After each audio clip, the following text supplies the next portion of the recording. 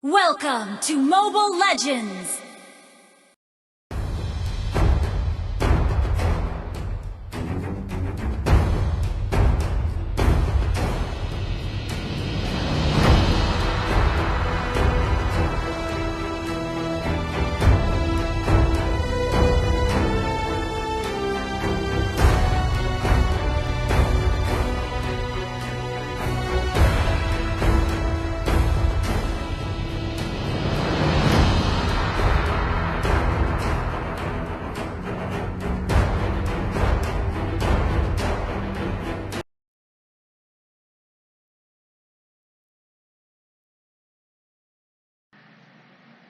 Assalamualaikum warahmatullahi wabarakatuh. Kami dari kelompok 1, di sini kami akan mempresentasikan dan juga membahas mengenai pengertian kompensasi dan kepentingan kompensasi. Baik, langsung saja dalam segi pengertiannya. Kompensasi memiliki arti yaitu merupakan segala sesuatu yang diterima oleh karyawan sebagai pengganti kontribusi jasa mereka pada perusahaan. Pemberian kompensasi merupakan salah satu pelaksanaan fungsi MSDM yang berhubungan dengan semua jenis pemberian penghargaan individual sebagai pertukaran dalam melakukan tugas keorganisasian.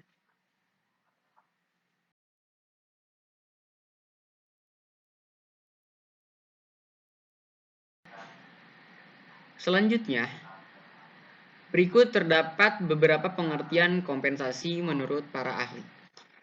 Yang pertama adalah menurut Anwar Prabu Mangkunegara, beliau memberikan pengertian bahwa kompensasi menurutnya adalah sesuatu yang dipertimbangkan sebagai suatu yang sebanding. Dalam kepegawaian, hadiah yang bersifat uang merupakan kompensasi yang diberikan kepada pegawai sebagai penghargaan dari pelayanan mereka. Sedangkan menurut Malayu SPH Sibuan, kompensasi adalah semua pendapatan yang berbentuk uang, barang langsung atau tidak langsung yang diterima karyawan sebagai imbalan atas jasa yang diberikan kepada perusahaan. Dan selanjutnya teman-teman akan melihat dan juga mengetahui seperti apa dalam komponen-komponen kompensasi yang akan dijelaskan oleh rekan saya. Baik, selanjutnya di sini saya akan menjelaskan dari pengertian komponen-komponen kompensasi. Yang pertama adalah gaji. Gaji adalah suatu bentuk pembayaran secara berkala dari seorang majikan pada karyawannya yang dinyatakan dalam suatu kontrak kerja. Sedangkan upah adalah pembalas berupa uang dan sebagainya yang dibayarkan untuk membalas jasa atau sebagai pembayar tenaga yang sudah dikeluarkan untuk mengerjakan sesuatu. Kemudian ada insentif. Saat ini dipandang sebagai imbalan atas prestasi kerja yang layak. Tujuan adanya insentif adalah untuk meningkatkan motivasi dan semangat kerja. Selanjutnya yang terakhir adalah kompensasi tidak langsung. Ini merupakan pemberian keuntungan bagi pekerja di luar gaji atau upah tetap. Kompensasi ini bisa berupa uang ataupun barang.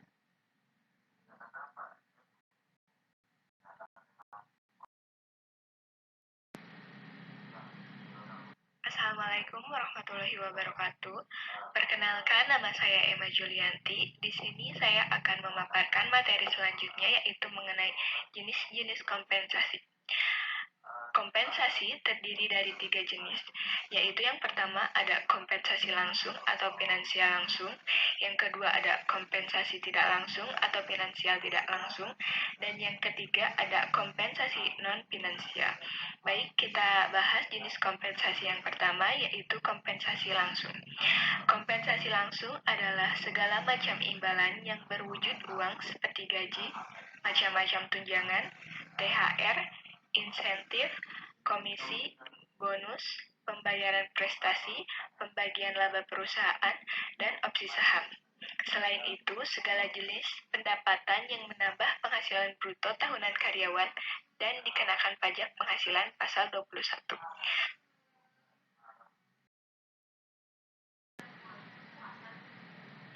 Kemudian, kompensasi tidak langsung atau finansial tidak langsung. Jenis yang satu ini juga berwujud uang yang diberikan perusahaan, namun tidak secara langsung kepada karyawan, melainkan melalui pihak ketiga. Misalnya, perusahaan mengikut sertakan para karyawannya dalam program pelindungan sosial dan kesehatan.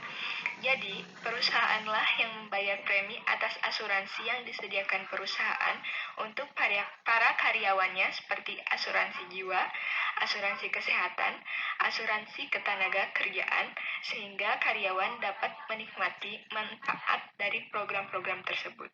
Selain itu, fasilitas seperti mobil dinas, akses internet, voucher, keanggotaan klub, dan lain-lain.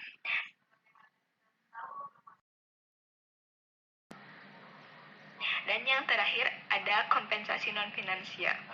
Kompensasi jenis ini tidak ada kaitannya dengan uang, melainkan kompensasi yang dapat bernilai positif dan berharga untuk karyawan. Misalnya, perusahaan menyediakan pelatihan kecakapan karyawan, lingkungan kerja yang nyaman, memiliki supervisi yang profesional dan kompeten, tim kerja yang solid dan sportif, jenjang karir yang pasti, cuti lebih banyak, jam kerja yang fleksibel, dan penghargaan terhadap prestasi karyawan. Baik, sekian pemaparan materi dari saya dan selanjutnya akan dilanjutkan oleh rekan saya. Selanjutnya, kita masuk dalam fungsi dan tujuan kompensasi. Fungsi kompensasi, menurut Martoyo 1994, fungsi kompensasi adalah 1. Penggunaan sumber daya manusia secara lebih efisien dan lebih efektif. Maksudnya, kompensasi yang tinggi pada seorang karyawan mempunyai implikasi bahwa organisasi memperoleh keuntungan dan manfaat maksimal dari karyawan yang bersangkutan karena besarnya kompensasi sangat ditentukan oleh tinggi rendahnya produktivitas kerja karyawan yang bersangkutan. Semakin banyak pegawai yang diberi kompensasi yang tinggi, berarti semakin banyak karyawannya yang berprestasi tinggi. Banyaknya karyawan yang berprestasi tinggi akan mengurangi pengeluaran biaya untuk kerja-kerja yang tidak perlu, yang diakibatkan oleh kurang efisien dan efektivitasnya kerja. Dengan demikian, pemberian kompensasi dapat menjadikan penggunaan sumber daya manusia secara lebih efisien dan lebih efektif. 2. Mendorong stabilitas dan pertumbuhan ekonomi. Maksudnya, sistem pemberian kompensasi yang baik secara langsung dapat membantu stabilitas organisasi dan secara tidak langsung ikut andil dalam mendorong stabilitas dan pertumbuhan ekonomi. Sebaliknya, pemberian kompensasi yang kurang baik dapat menyebabkan gejolak di kalangan karyawan akibat ketidakpuasan. Pada gilirannya, gejolak ketidakpuasan ini akan menimbulkan kerawanan ekonomi.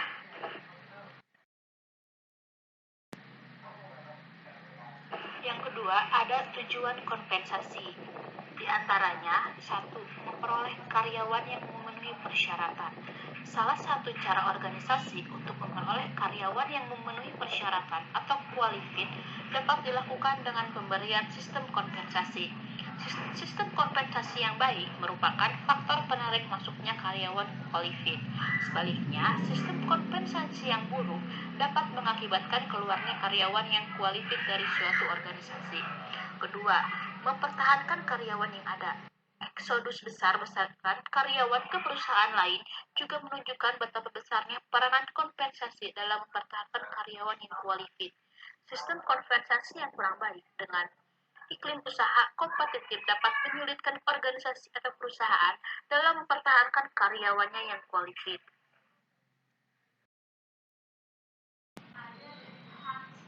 Yang ketiga, menjamin keadilan. Pemberian kompensasi yang baik juga bertujuan untuk menjamin keadilan. Dalam arti, perusahaan memberikan imbalan yang sepadan untuk hasil karya atau prestasi kerja yang diberikan pada organisasi. Dan yang keempat, ada menghargai perilaku yang diinginkan. Besar kecilnya pemberian kompensasi juga menunjukkan penghargaan organisasi terhadap perilaku karyawan yang diinginkan. Bila karyawan berperilaku sesuai dengan harapan organisasi, maka penilaian kinerja yang diberikan akan lebih baik daripada karyawan yang berperilaku kurang sesuai dengan harapan organisasi.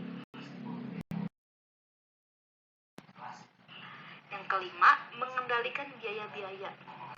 Dalam jangka pendek, pemberian kompensasi pada karyawan yang berprestasi akan memperbesar biaya. Namun, secara jangka panjang, kerja karyawan yang lebih efektif dan efisien akibat pemberian kompensasi yang baik dapat mengandalkan biaya-biaya yang tidak perlu yang berasal dari rendahnya produktivitas kerja karyawan. Dan yang terakhir, ada memenuhi peraturan-peraturan legal. Kompensasi juga bertujuan untuk memenuhi peraturan-peraturan legal seperti upah minimum rata-rata atau UMR, ketentuan lembur, jaminan sosial tenaga kerja atau jam sostek, asuransi tenaga kerja atau ASTEK, dan fasilitas lainnya. Selanjutnya yaitu dampak positif atau manfaat kompensasi. Pemberian kompensasi yang baik kepada karyawan akan memberikan dampak positif pada sebuah perusahaan. Apa aja sih dampak positifnya itu? Yang pertama, dapat memacu karyawan untuk berprestasi dan bekerja lebih giat lagi. Yang kedua, perusahaan akan mendapatkan karyawan yang berkualitas baik. Yang ketiga, memudahkan proses administrasi dan aspek hukum dalam perusahaan. Yang keempat, kompensasi dapat menjadi daya pikat bagi para pencari kerja yang berkualitas. Yang terakhir, perusahaan memiliki kelebihan tersendiri dibandingkan perusahaan lain atau kompetitor.